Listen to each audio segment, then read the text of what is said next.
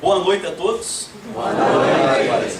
Agora está melhor, viu, gente? Antes de mais nada, eu queria dizer que é uma alegria e uma satisfação imensa poder vir pela primeira vez a essa cidade, União da Vitória, e ser recebido de forma tão calorosa, de forma tão acolhedora por amigos tão especiais como o Marcelo, como a Simone e a sua família.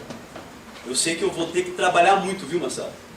Para poder pagar essa oportunidade que você está nos dando, de conhecer a tua casa, de conhecer os corações vinculados ao seu aqui em União da Vitória, de conhecer o trabalho da tua URI, da sua URI.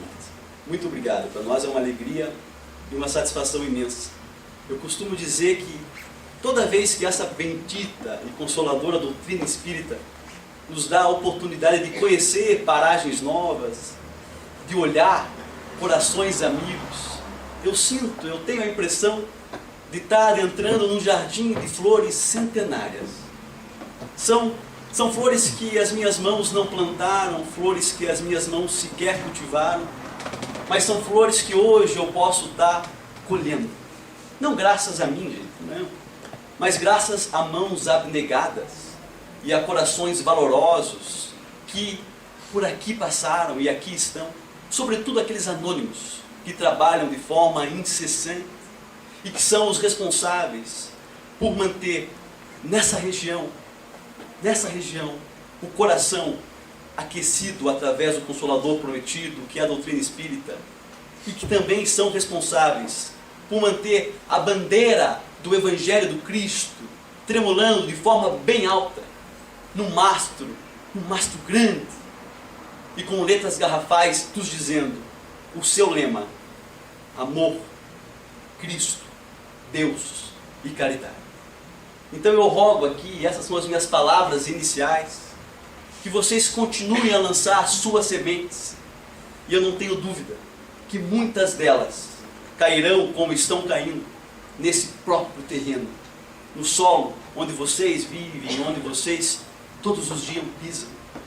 E rogo também que essas flores continuem sendo cultivadas, regadas pelo carinho que vocês têm. E eu não tenho dúvida que elas crescerão, germinarão, florescerão novamente e darão, ou melhor, continuarão dando colorido especial a essa terra. E continuarão presenteando amigos que, como eu, aqui vêm com o intuito de compartilhar algumas experiências, algumas vivências. Esse é o nosso intuito, é esse o nosso objetivo.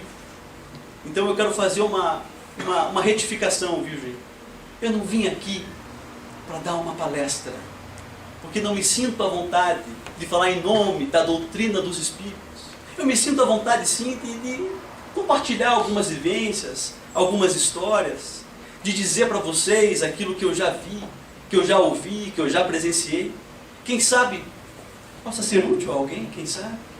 Então meu intuito de vir aqui hoje é para ter uma conversa amiga, entre amigos, entre corações que se gostam.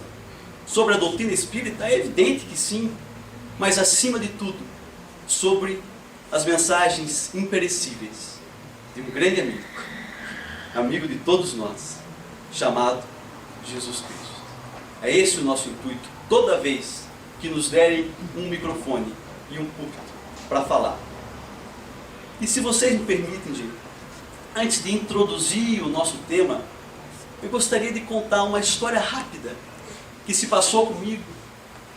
E quero contar porque foi através dessa história que pela primeira vez eu ouvi o nome dessa cidade, União da Vitória.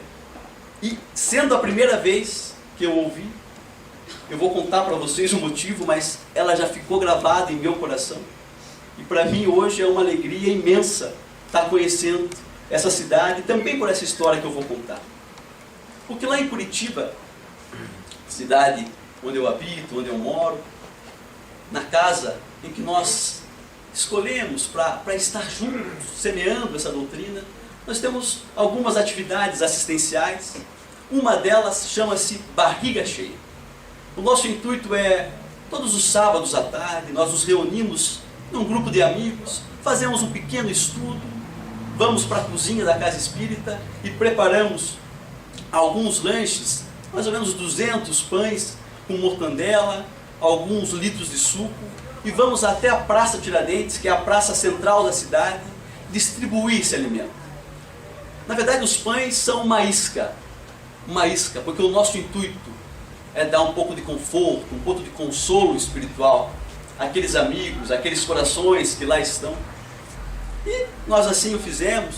Fomos daquela feita há mais ou menos 3, 4 anos para a praça. E eu me lembro que naquele dia, gente, chovia a cântaros, chovia canivete. E para a gente poder se abrigar, a gente foi embaixo de um toldo. E nós sempre costumamos fazer uma oração com os trabalhadores, com os voluntários desse trabalho, mas também com os amigos necessitados que lá estão. Então nós nos reunimos num círculo, pegamos na mão dos homens e mulheres que lá estão e fazemos uma oração inicial. E daquela feita, nos abrigando da chuva, eu me lembrei das palavras de um saudoso amigo chamado Dr. Roberto Silveira, que foi um verdadeiro mestre encarnado quando estava vivo fisicamente. Com certeza está olhando por nós. Dr. Roberto falava, para tentar espantar os dias chuvosos e dar um pouco de vida, de cor, ele dizia assim: toda vez que está chovendo, é sinal de que Deus continua a se lembrar de nós. Então eu lembrei daquelas palavras do Dr. Roberto, reunido com aqueles homens e mulheres que lá estavam, e iniciei a minha oração, as minhas palavras dizendo: toda vez que está chovendo, é sinal de que Deus continua a se lembrar de nós. No mesmo momento, o homem que estava à minha esquerda soltou a minha mão. Ele parou na minha frente e falou assim: eu não concordo com você. Eu aposto que você nunca dormiu uma noite ao relento com o teu corpo úmido. Eu aposto, meu irmão, que você nunca sentiu frio. Eu aposto que toda vez que você toma banho, você troca de roupa e coloca um agasalho quente. Nós não. Então, para mim e para todos que aqui estão, toda vez que está chovendo é sinal de que Deus continua a se esquecer de nós. Palavras duras. E eu pensei: meu Deus do céu, o que é que eu vou fazer? O que é que eu vou falar para conseguir adentrar naquele coração empedernido, cristalizado? E olhei para o alto e falei: doutor Roberto, o senhor me colocou nessa enrascada, agora me dá um jeito, me dá uma luz de tirar. Eu preciso falar alguma coisa. E ele me entendeu, porque eu não falei nada. Atrás de mim, eu não sei de onde, até hoje, gente, surgiu um homem pequenino na estatura física. Um morador de rua, gente, prestem atenção. Pequenino, com um sotaque caloroso, gostoso do Nordeste brasileiro. E falou assim: olhe, meu amigo, se dirigindo àquele homem que estava à minha frente, permita-me concordar com o irmão que aqui está. Sabe por quê? Porque eu vim lá do Agreste, lá do sertão do nosso Brasil. Vim de lá, porque estava passando sede, e vim para essas terras, procurando um pouco de ar. Há alguns meses, o meu único filho morreu em meus braços, porque não tinha o que beber. Então, se você me permite discordar de você e concordar com um amigo, toda vez que está chovendo, ele falou na verdade assim: toda vez que cai água do céu, é sinal de que Deus continua a se lembrar de nós. Eu olhei para o rosto daquele homem, de palavras duras, e via que ele chorava. Eu já estava completamente molhado, não da chuva, mas do meu choro. E aquele coração sertanejo, firme e forte, pegou na minha mão do lado direito. E aquele homem de coração cristalizado, qual de nós não estaria talvez naquelas condições? Pegou na minha mão do lado esquerdo e fez positivamente com a cabeça para eu prosseguir. E naquele dia, nós nos demos as mãos e oramos. Oramos pelo sol que aquece, que ilumina, mas também oramos pela chuva que dessedenta, que irriga e que limpa. Até hoje eu não sei o nome daquele homem e não sei de onde ele surgiu. Porque como ele veio, ele foi. E quando ele foi me dar um abraço para se despedir, ele falou: eu estou aqui só de passagem. Porque eu estou indo, adivinha para onde? Eu estou indo para a União da Vitória. Procurar os corações amigos que eu me vinculei e que eu lá deixei. Então, gente, eu não tenho a mínima ideia se aquele coração gigantesco aqui chegou, mas se com certeza nessas terras aqui ele pisou, ele conseguiu encontrar acolhimento, ele conseguiu encontrar amparo nos corações acolhedores de todos vocês. Eu não tenho dúvida disso. Quem sabe ele está aí, perambulando e continuando a dar exemplo para todos nós. Naquele momento eu não podia compreender, gente. Mas hoje eu começo a entender. Eu começo a entender olhando para trás e olhando para o exemplo daquele homem, olhando para aquela afeição nova e para aquela situação diferente, que naquele momento o educador desta seara, o nosso educador celeste, estava nos dando ou me fornecendo a oportunidade de filtrar o meu coração, as minhas impurezas e as minhas imperfeições, que ainda são muitas. E é sobre isso que nós vamos conversar com vocês um pouquinho hoje, sobre esses filtros amorosos. Só que nós vamos fazer de uma forma um pouco diferente, contando algumas histórias, tentando encontrar esse laço comum dessas histórias com esses filtros. Vamos ver se a gente consegue, gente. Espero que a gente consiga. Vamos juntos. E para iniciar, eu quero lembrar das palavras de um verdadeiro apóstolo da fé, chamado Chico Xavier. Certa feita um repórter perguntou assim para o Chico: Chico, Deus fala conosco? Ele age nas nossas vidas? E diz que Chico deu um sorriso gostoso e falou assim: Deus fala conosco toda vez que a emoção adentra a nossa alma e aquece os nossos corações, e Ele interfere na nossa vida através das pessoas e das circunstâncias que passam por ela. Passou um nordestino que veio para cá na minha e interferiu na minha vida. Então, gente, como diz um amigo nosso, olha, eu não sei de nada, mas eu desconfio de muita coisa. Então eu desconfio, gente, que se a definição de Chico estiver correta, há uns 2 meses atrás, Deus bateu lá na porta da nossa casa, viu, amor? Estou te contando hoje, viu? Bateu lá na porta da nossa casa. E eu vou contar para vocês o porquê. Porque eu estava junto com a Ellen, junto com meu filho Davi, de 2 anos e meio.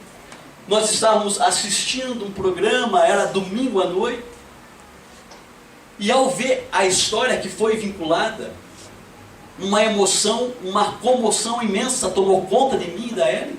E nós começamos a chorar de forma copiosa. E uma alegria imensa também. Porque essa história que eu vou contar para vocês, ela foi vinculada em horário nobre do canal de comunicação de maior audiência do nosso país. E só para vocês entenderem o que aconteceu lá em casa, gente. Depois da história, eu estava chorando. O meu filho, o pequenino Davi, o amado Davi, como diz o Marcelo Chefinho, que hoje não pôde vir, ele olhou para mim assim e falou: papai, você está doendo? Eu falei: não, filho, o papai viu uma história tão bonita. E eu acho que aquilo não ressonou dentro dele, ele não entendeu. E ele voltou a perguntar, porque eu estava chorando: papai, você está doendo? E eu querendo me emanar, me envolver naquela emoção, falei: não, filho, é que caiu um cisco no olho do papai. E ele olhou para minha esposa e falou: o mesmo cisco que caiu no olho da mamãe? Há de ser o mesmo cisco. Porque essa história, gente, essa história que me comoveu e que tem a ver com os filtros amorosos utilizados pelo educador celeste, tem dois personagens principais. A nossa primeira personagem é uma mulher chamada Tatiane. Tatiane é uma mulher comum, de meia idade, muito bem casada, com uma vida financeira e profissional muito estável.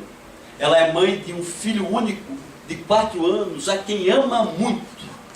Tatiane é uma mulher de sorriso fácil, de coração generoso, e vocês vão ver o porquê. O único problema não, a única dificuldade de Tatiane, e até aí ela é normal, é que ela luta a vida inteira, adivinha contra o quê, gente? Contra a balança. Tatiane sempre procurou perder peso, mas ela nunca conseguiu. Então ela está um pouquinho acima do peso, é uma mulher bonita, mas não se acha, quer perder peso, mas não consegue. Essa é a nossa primeira personagem, Tatiane. O nosso segundo personagem é um menino de 4 anos, a mesma idade do filho de Tatiane. Esse menino chama-se João Vitor. João Vitor é um menino alegre, fagueiro, sorriso gostoso, adora brincar. Um menino como qualquer outro, gente. Se não fosse por uma situação, por uma dificuldade.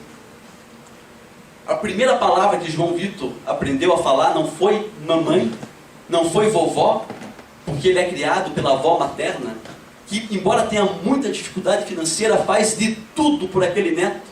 E a gente, vendo a história, não observa isso, a gente sente isso. A primeira palavra que João Vitor aprendeu foi força. Força. Porque acredito eu, gente, que é necessário ter muita força para lutar com todas as energias contra um câncer de fígado num corpo tenro de apenas 4 anos. E essa é a batalha de João Vitor, desde os 2 anos. E João Vitor, há 1 ano atrás, quando conheceu Tatiane, vocês vão entender como eles se conheceram, já estava com o corpinho todo amarelado, com a pele toda amarelada, inclusive com o branco dos olhos. Com o cabelo, na verdade, com os poucos cabelos, porque a quimioterapia severa naquele corpo fez com que os pelos capilares daquele menininho caíssem. Então essa é a característica física de João Vitor. E certa feita, gente, certa feita, eles se encontraram na igreja onde eles frequentam, em Santa Catarina. Para os olhos de alguns, esse encontro foi ao acaso, mas para nós não. Lembram-se de Chico? Deus interfere na nossa vida através das pessoas e das circunstâncias que passam por ela. E naquele momento, eles se encontraram. Tatiane sentou ao lado de João Vitor. E quando olhou para aquele menininho de corpo tenro, com a idade do seu filho, que ela jamais tinha visto, ou, pelo menos desta feita, jamais tinha visto, ela se tomou de profunda compaixão. E a compaixão, gente, a compaixão, ela não pode ser algo que nos arrasta profundo, com uma tristeza que não quer cessar. A compaixão tem que ser rápida, passageira, porque ela tem que dar lugar à ação. Porque é em cima da compaixão que nós montamos uma plataforma da ação solidária, e foi o que Tatiane fez. Diante daquela, e lembre-se dessa primeira característica, diante daquela afeição nova Diante daquela afeição nova, Tatiane se comoveu, perguntou para a avó de João Vitor o que ocorria, ela compreendeu, e a avó falou que há muito tempo ele procura por um transplante de fígado e não acha compatibilidade em ninguém. Tentou em todos da família. A única tia que deu compatibilidade, quando foram fazer os primeiros exames para um transplante, ela ficou grávida, e João Vitor tem pouco tempo de vida. Então ele está correndo contra o tempo. O que Tatiane fez? Eu não conheço ele, mas ela se tomou de profunda compaixão por aquela afeição nova. Quem sabe eu não possa ser compatível? Ela resolveu tentar um exame de compatibilidade. E, gente, tentar não significa conseguir, mas certamente quem conseguiu antes tentou. Certamente. E Tatiane, sem saber que era impossível, porque a possibilidade de compatibilidade de alguém que ela nunca tinha visto na vida é mais remota do que qualquer um de nós ganhar na loteria. Mas, sem saber que ela é impossível, ela foi lá e fez. Imagine o resultado, gente. O que é que deu? Deu positivo. Deu positivo. Tatiane, ou melhor, o fígado de Tatiane era compatível com o de João Vitor.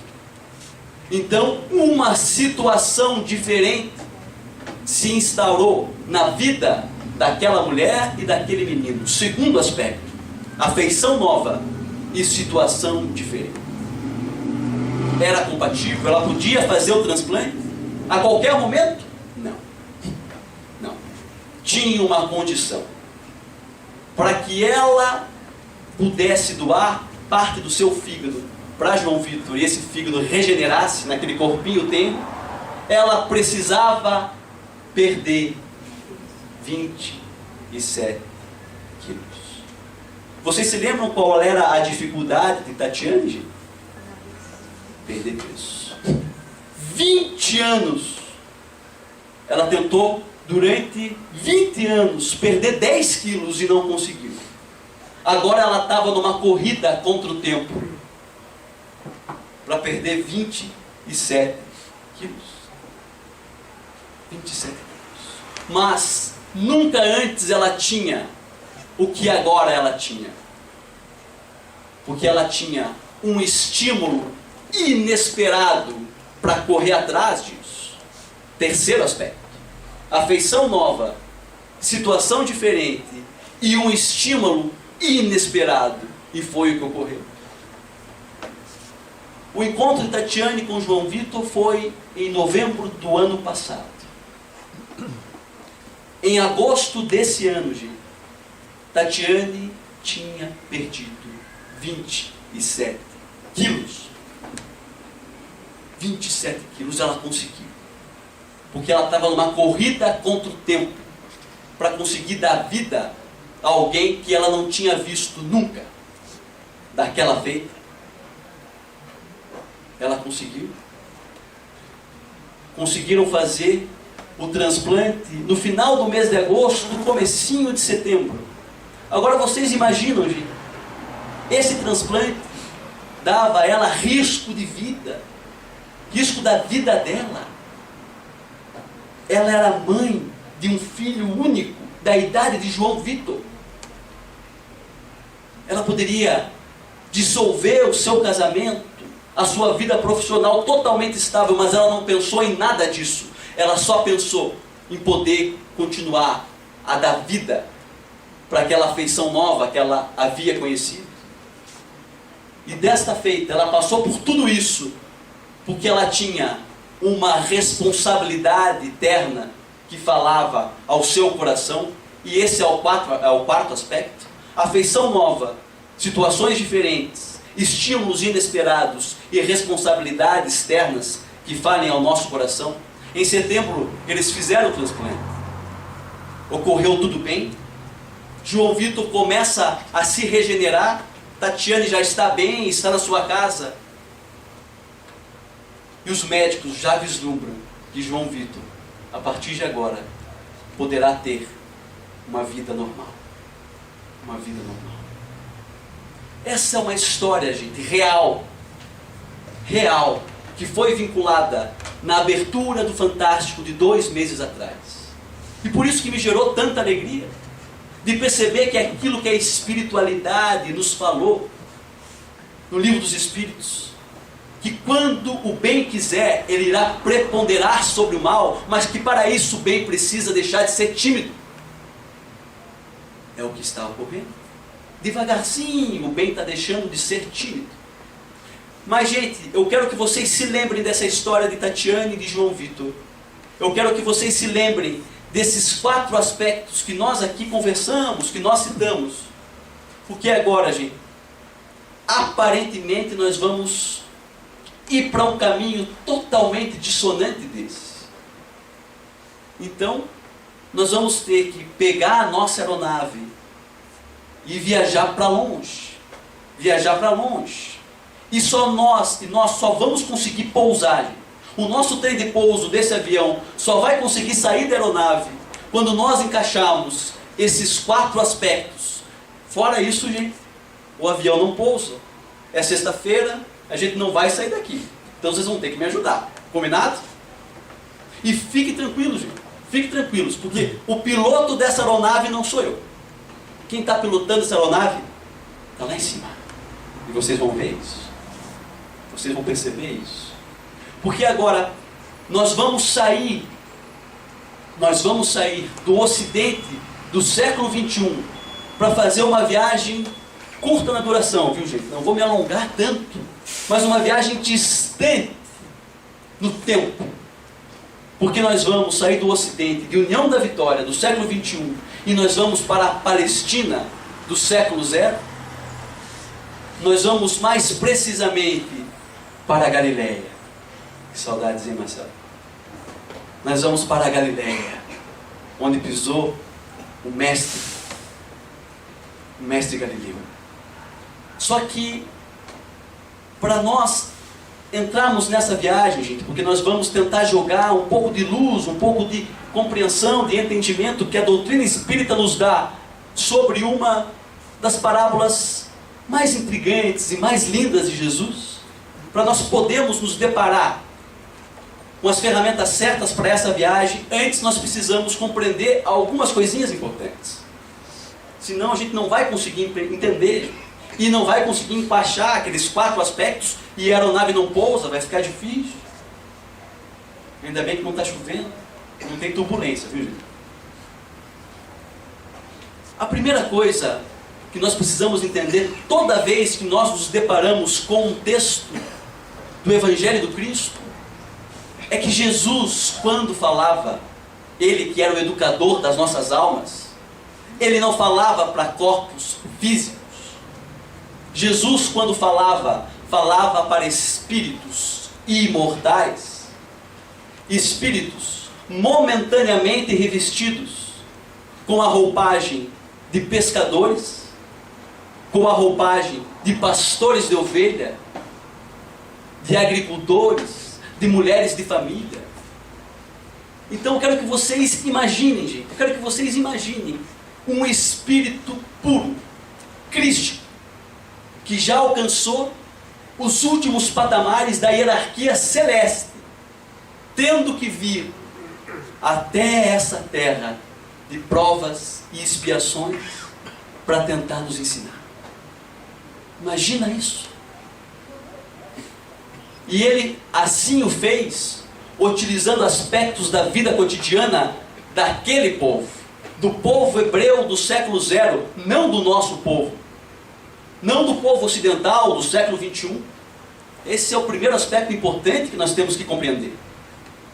Eu quero que vocês imaginem a tolerância sublime, celeste do Cristo para fazer isso. Porque é mais ou menos assim. Vocês já tentaram explicar física quântica para uma criança de 3 anos? Não, né? Nós não sabemos física quântica. Imagina explicar para uma criança de 3 anos. É mais ou menos a tarefa que Jesus tinha. É mais ou menos. Olha a tolerância sublime. E nós, que aqui estamos, impacientes e com dificuldade de repetir um ensinamento. quando nos são perguntados pela segunda vez. Olha a diferença. Vocês já imaginaram se Jesus, como nós, agisse com intolerância? Com intolerância? Se ele chegasse até aqui agora, gente, diante desse auditório, para vocês, e falasse assim: olha, nós não temos muito tempo, vocês vão ter que virar anjos, agora ou nunca. É nunca. É nunca.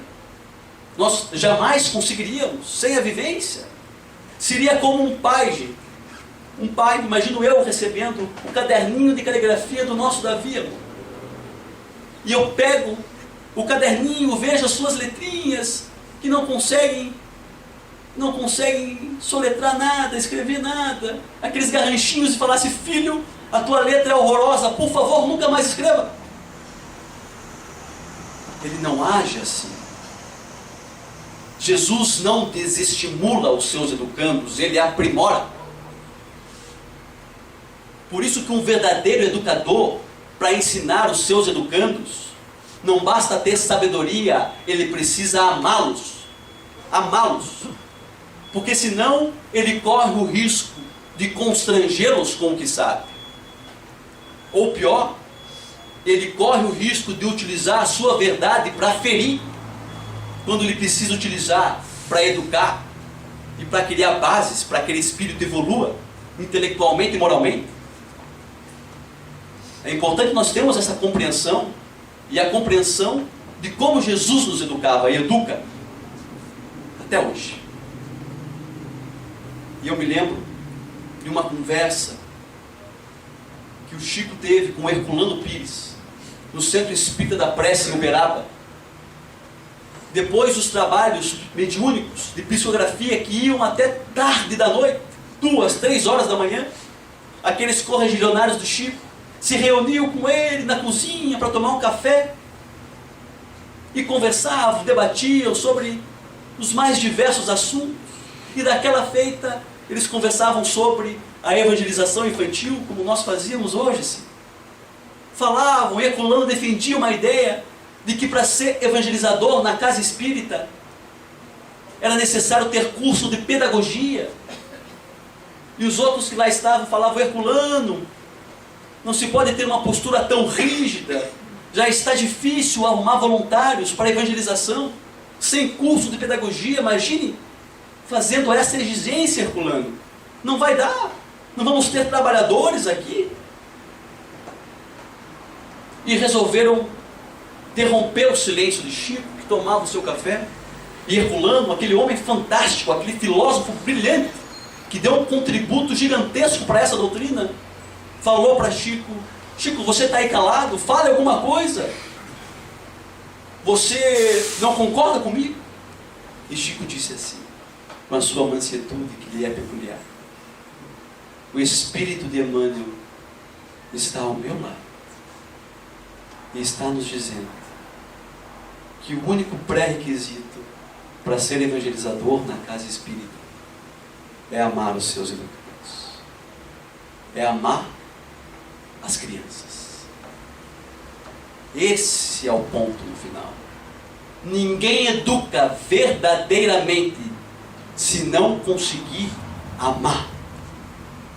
Por isso que o Cristo é o educador celeste de todos nós. Porque é alguém que já alcançou os últimos degraus, mas vendo que os seus educandos mal conseguem subir o primeiro, o que ele faz? Ele desce até o primeiro degrau, pega-nos na mão, se for necessário, pega-nos no colo e nos leva junto dele em seu coração. É esse o ponto.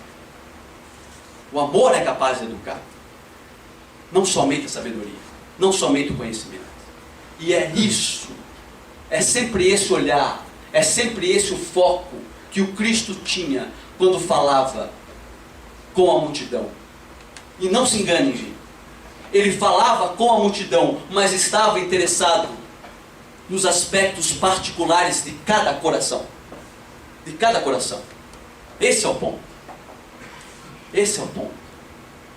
Então, gente, é mais ou menos com esse olhar, com essas ferramentas, com esse entendimento, que eu quero que nós juntos leiamos uma passagem, uma parábola curta de Jesus e tentar compreendê-la e depois encaixar aqueles 4 aspectos para o nosso avião pousar. Estamos combinados? Pode ser, gente? Então vamos lá. A parábola em questão é a parábola do trigo e do joio. Essa parábola, gente, ela está somente no Evangelho de Mateus. Está no capítulo 13, no versículo 24 ao versículo 29, versículo 30. Vou ler aqui junto com vocês. Olhem o que diz essa parábola. Começa. Outra parábola propôs-lhes, dizendo: o reino dos céus é semelhante a... E, gente, toda vez, isso quem nos ensinou foi o Haroldo, né, Marcelo? Toda vez que qualquer ensinamento do Evangelho começa assim: o reino dos céus é semelhante a... arregalem os olhos e os ouvidos, porque lá vem bomba. Lá vem coisa nova, questões diferentes. E se até agora nós fazíamos mergulhos superficiais, nós queremos aqui começar a fazer um mergulho um pouquinho mais profundo. O reino dos céus é semelhante a um homem que semeou boa semente no seu campo. Dormindo, porém, os homens, veio o seu inimigo e semeou o joio no meio do trigo e partiu. E não tenho dúvida, gente.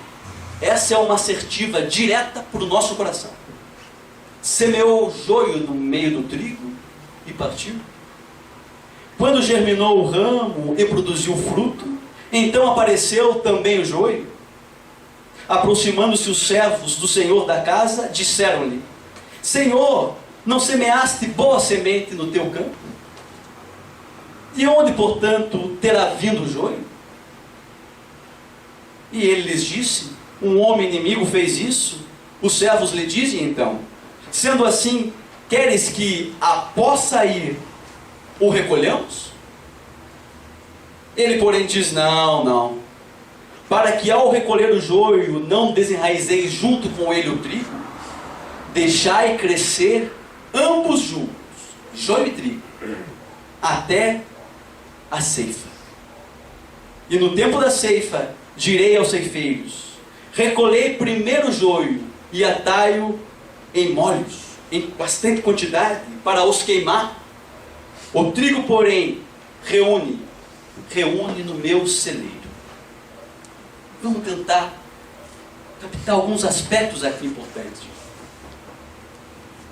Porque o joio representa a erva má, tudo aquilo que vai contra os bons valores morais da nossa semeadura.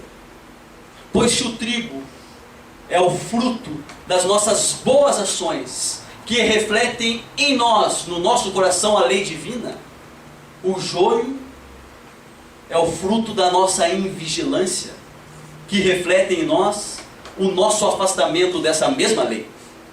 Dessa mesma lei. Não nos enganemos. E eu fui tentar compreender um pouquinho mais esse texto, esta linguagem de agricultores, e fui procurar um amigo que é agrônomo, que planta trigo junto com seu pai, tem plantações imensas. Falei: vai que ele tem alguma coisa que eu não consegui captar aqui. Nunca leu um texto evangélico na vida.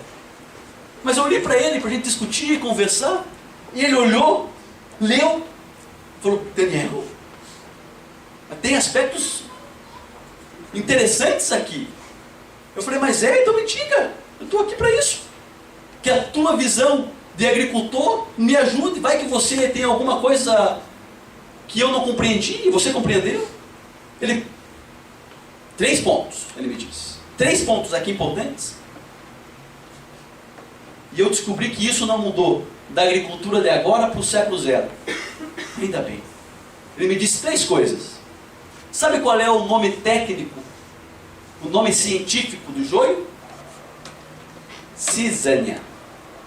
Cisânia, gente. Intriga, discussão, divergência. Cisânia.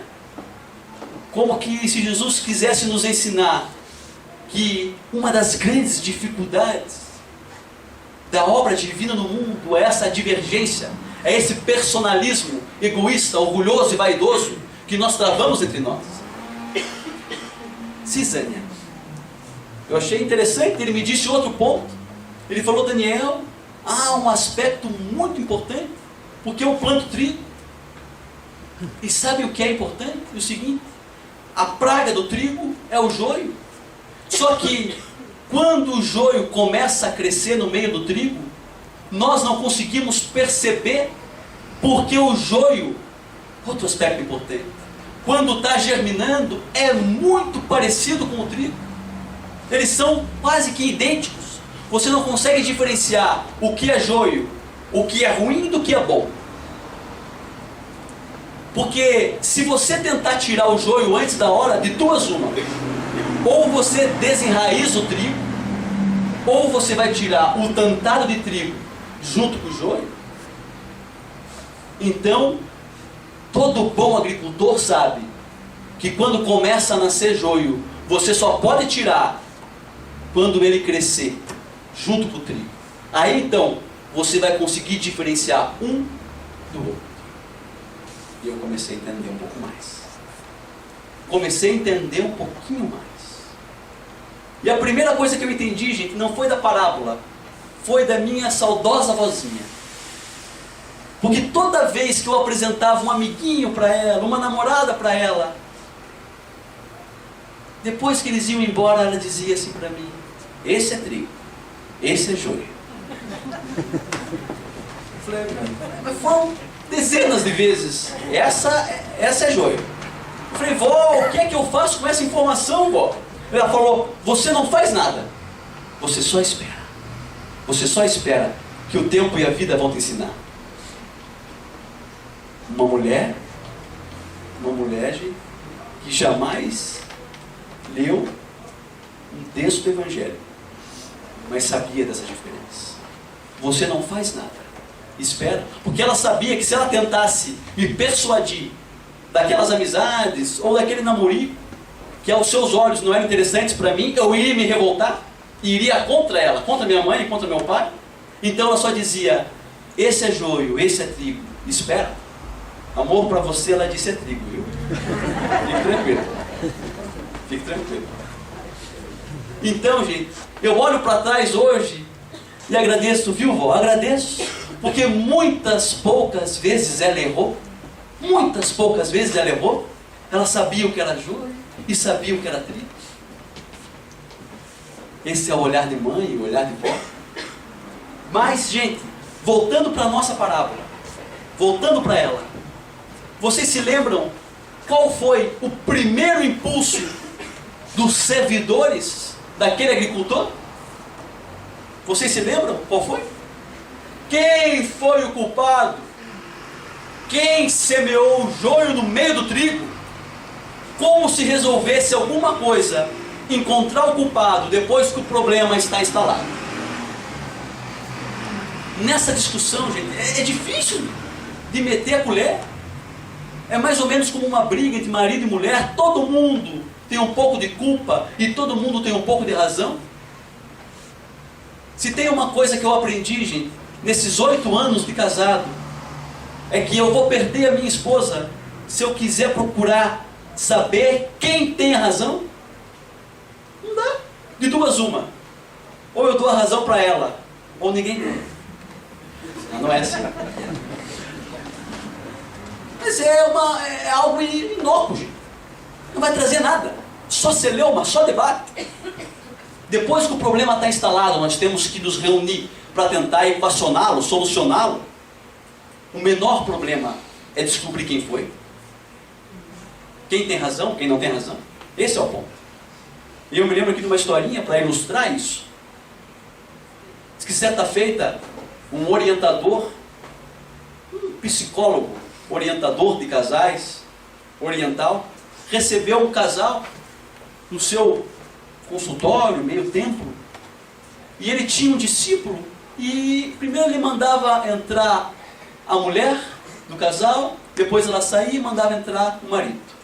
o casal estava em crise, e ele junto com o discípulo manda entrar a mulher, e a mulher fala para ele todas as angústias, as aflições, as agruras daquela vida cotidiana do casal. Então falou tudo aquilo que vocês sabem, que a gente faz de errado.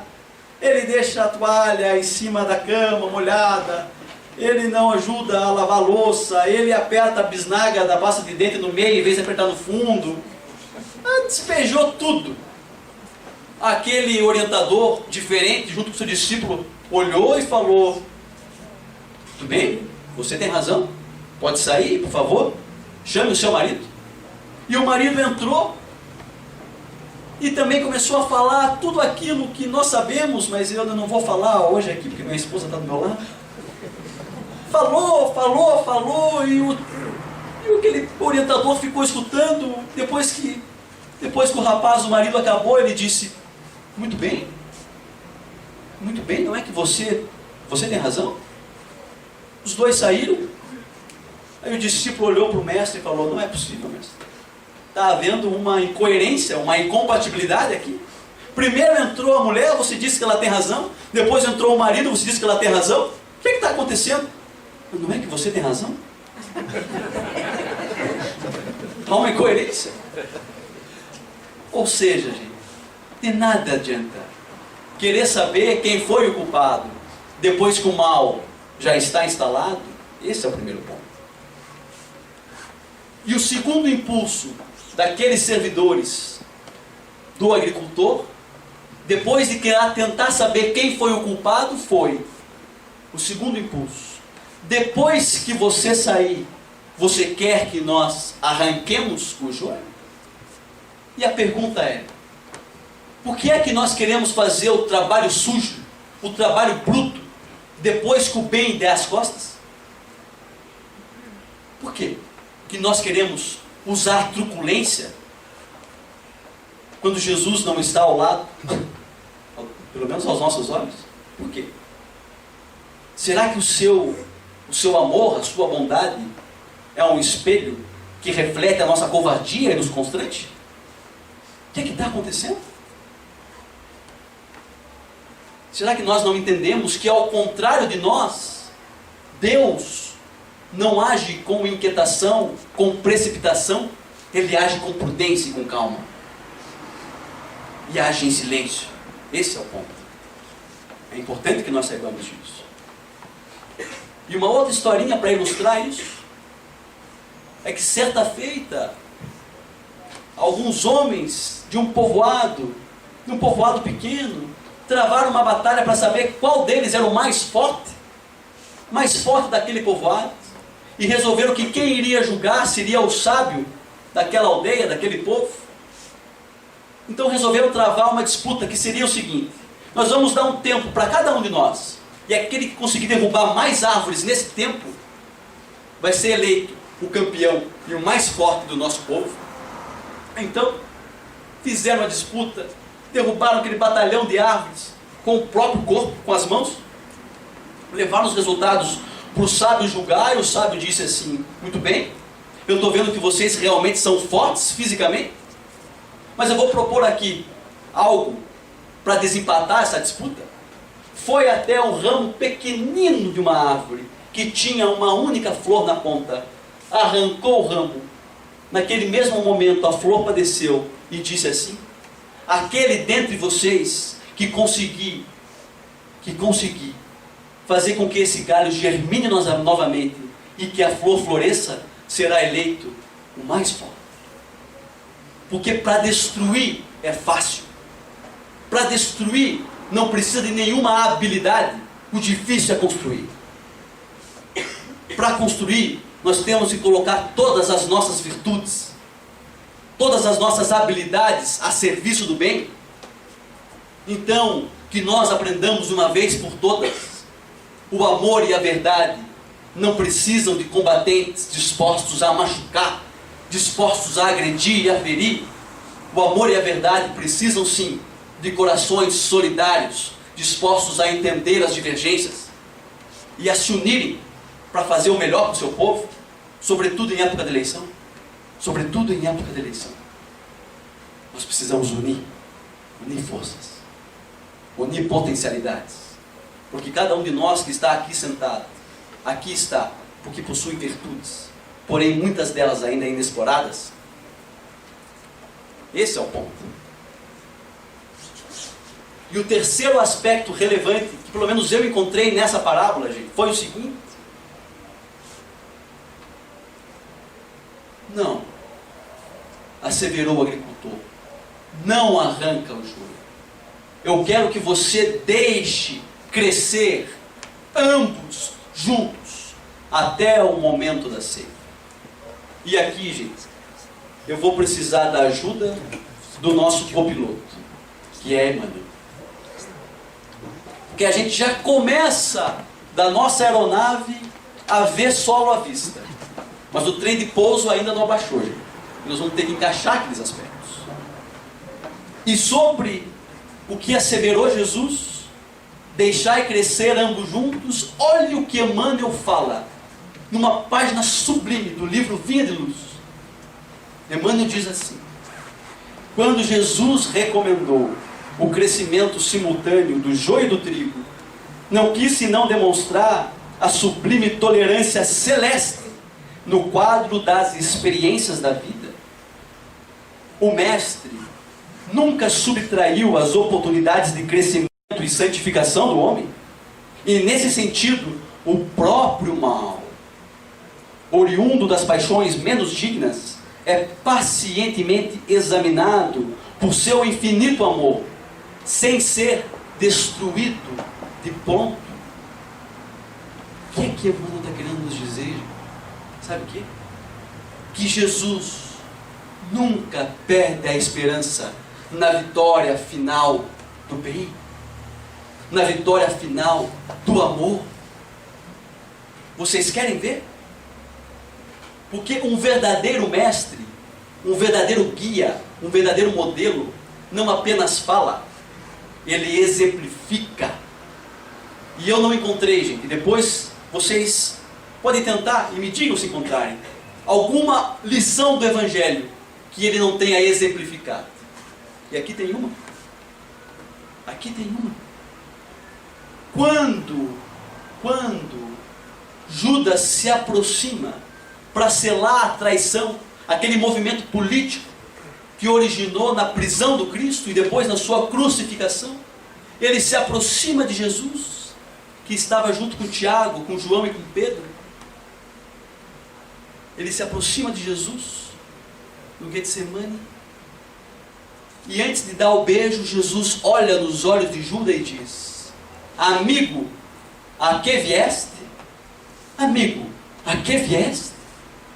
Mas Jesus, eu não tinha profetizado que Judas iria o trair? E mesmo assim o chama de amigo? O homem que foi responsável pela sua crucificação? Sim, chama de amigo porque, diferente de nós, ele já tinha perdoado Judas antes mesmo dele cometer o seu equívoco, dele cometer a sua traição. E amigo, a que vieste significa: eu estou te dando até o último instante a oportunidade de você fazer a melhor escolha. Eu estou te dando até o último instante a oportunidade de você fazer o bem. Eu estou te abrindo as portas. O que é que você vai fazer? Amigo, a que vieste significa isso. O final a gente já sabe. Mas Emmanuel continua e nos diz o seguinte: Jesus, porém, manda aplicar processos defensivos com base na iluminação e na misericórdia. O tempo e a bênção do Senhor agem devagarinho sobre o joio, e os propósitos inferiores se transubstanciam. O que é que Jesus, o que é que Emmanuel está querendo nos dizer? O seguinte: olha, a expectativa do Cristo é o seguinte, que na convivência do bem com o mal comece a se transformar. Na convivência do trigo com o joio, vai que de repente o joio começa a virar trigo. É o otimismo celeste. Vai que convivendo a inexperiência com a experiência, ela também se torne um aspecto de experiência. Ele quer que o amor conviva com o ódio, para que no final prevaleça somente o amor, que a ignorância conviva com a sabedoria, para que a sabedoria saiba educar a ignorância. Esse é o aspecto. Só que para isso é preciso que o bem possa abrir as suas portas. Abrir as suas portas. É preciso com que ele esteja disposto a conviver com aqueles que ainda estão em desequilíbrio. É esse o ponto. Então, olha para dentro de si. Olha para a tua família. Olha para o teu circo que vincula no teu coração. E me diga se todo mundo é igual a você. É evidente que tem ao teu lado alguém que é intranquilo, alguém que é raivoso, alguém que é vaidoso, porque talvez você já tenha aprendido isso e está instalado nesse lugar para poder ensiná-los com o teu exemplo. É evidente que vai ter problemas ao teu derredor, porque talvez você já tenha amealhado os recursos para solucioná-los. Agora, gente, não quero desanimar, mas olha para o teu derredor. Está tudo bem? Está tudo resolvidinho? Está tudo instaladinho, certinho? Então, se tiver, gente, talvez tenha um problema. Talvez o problema seja você. Viu? Talvez o problema seja você.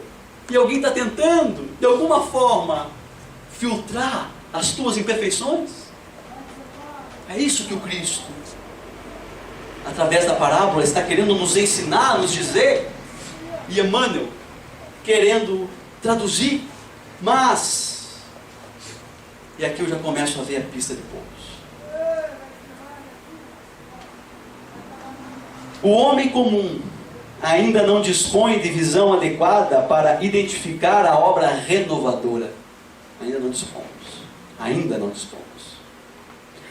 Muitas plantas espinhosas ou estéreis são modificadas em sua natureza essencial pelos filtros amorosos do administrador celeste.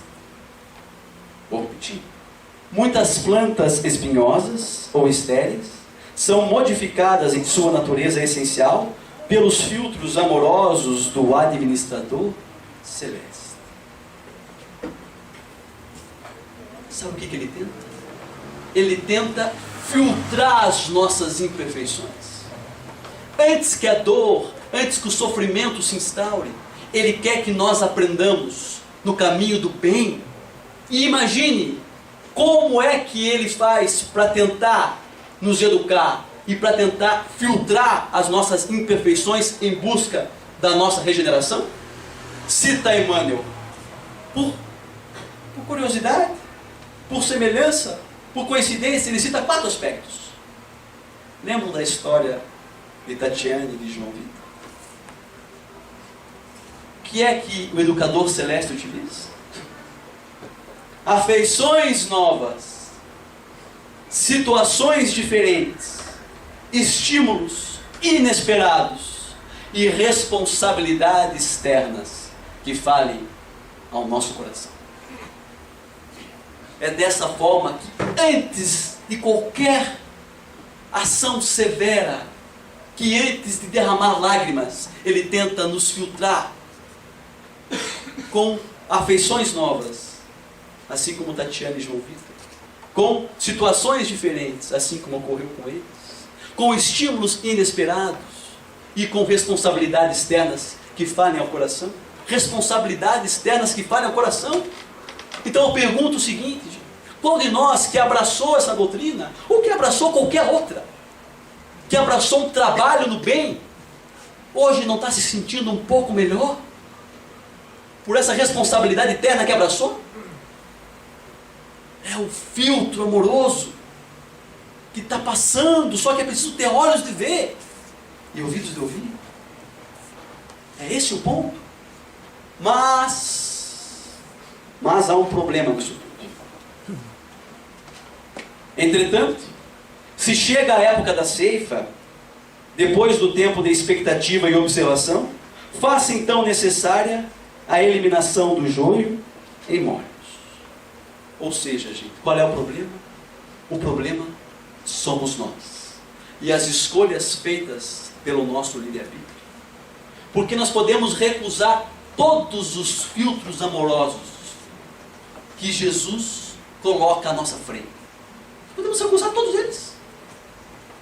Mas há uma consequência. Vamos ver qual é a consequência? Eis porque, aparecendo o tempo justo de cada homem e de cada coletividade, exige-se a extinção do joio. Quando os processos transformadores de Jesus foram recebidos em vão. Nesse instante, vemos a individualidade ou o povo se agitarem em razão de aflições e hecatombes diversas, em gritos de alarme e socorro, como se estivessem nas sombras de naufrágio inexorável. Vai naufragar, não tem jeito. Já cometemos muita bobagem. É evidente que tem uma consequência. No entanto, verifica-se apenas a destruição de nossas aquisições ruinosas ou inúteis. Tudo aquilo que nós já reunimos de bom permanece. E em vista de o joio ser atado em esmolhos, uma dor nunca vem sozinha. Ou seja, gente, quando nós não conseguimos aceitar esses filtros, esses processos brandos de aperfeiçoamento no bem, quando nós já passamos todos os processos baseados na tolerância, baseados na indulgência, é preciso que o Cristo nos ensine de uma forma um pouco mais rude e um pouco mais severa, um pouco mais dolorida e um pouco mais sofrida. Mas nem aí ele deixa de ser misericordioso. Esse é o ponto. Esse é o ponto. E a prova disso, gente, para a gente encerrar, a prova disso que eu estou falando, é um caso narrado por Humberto de Campos, psicografado por Chico Xavier, os momentos derradeiros do Cristo. E conta-nos Humberto de Campos que quando ele estava sendo crucificado, quando suas mãos e os seus pés estavam atados no madeiro tosco e infame, os homens que lá estavam no plano físico não podiam ver, mas uma legião de anjos se aproxima de Jesus. Uma legião. E conta-nos Humberto de Campos que cada um tinha uma função específica. Muitos deles cantavam hinos de hosana, de louvor, porque o governador espiritual do orbe estava retornando à sua verdadeira pátria. Outros traziam um caniço e um papiro na mão para anotar o nome de todos os envolvidos para a futura prestação de contas. Outros, no entanto, traziam bálsamos e passavam nas chagas físicas do Cristo para lhe aliviar a dor. Mas, conta-nos Humberto de Campos, que havia um anjo solitário. Um anjo solitário.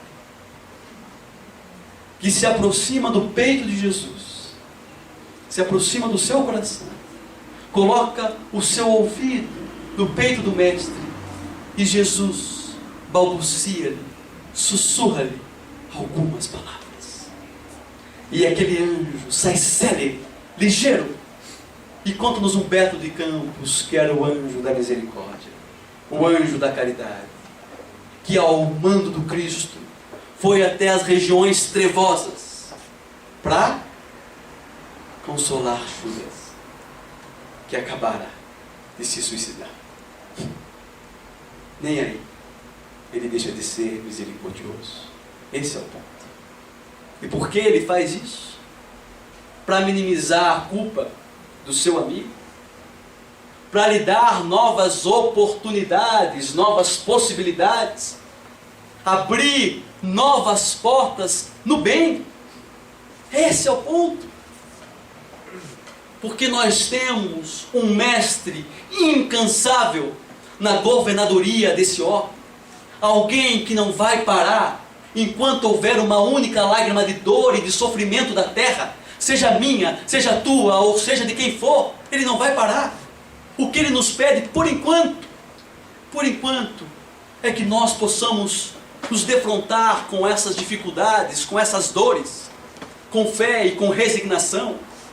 É evidente que nós vamos derramar lágrimas, mas o que nós não podemos é derramar lágrimas sem esperança. É evidente que Maria derramou lágrimas e soluçou ao pé do Calvário ao ver o seu filho ser crucificado. É evidente que Simão Pedro chorou quando a sua consciência lhe atingiu da sua negação. É evidente que Paulo chorou copiosamente às portas de Damasco, quando ainda era Saulo, e caiu em si. Mas a diferença é que nenhum deles derramou lágrimas sem esperança. Ninguém. Por que é que nós iremos derramar? Porque o desespero é um veneno que contamina, que dilacera a nossa esperança. E qual de nós é capaz de bem viver sem esperança? Ninguém. Então, gente, eu quero dizer, encerrando aqui a minha conversa e a minha fala, que hoje, verdadeiramente é um dia de festa, é um dia de alegria, para mim sobretudo. Porque há muito pouco tempo atrás, nós nos reuníamos num auditório similar a esse. Porque o que muda, gente, o que muda não são os autores, só muda o palco, os atores são os mesmos. E nós, há muito pouco tempo atrás, nos reuníamos para nos comprazer com a violência, para bater palmas para ela. Nós nos reuníamos para celebrar o gozo fácil. E hoje, nós nos reunimos para celebrar a vida. E assim o fazemos, falando sobre o Evangelho e falando de Jesus. Então é uma alegria olhar e vislumbrar a vida com esperança. A esperança que essa consoladora doutrina espírita nos passa todos os dias, da imortalidade da alma, de que ninguém morre. Não, só a vida vivida em abundância. Então, União da Vitória. Meus amigos queridos, eu agradeço a oportunidade. Foi um prazer imenso poder estar junto com vocês. E espero de coração que tantas outras vezes juntos nós possamos, como hoje, celebrar a vida, falando de Jesus e falando do Evangelho. Que assim seja.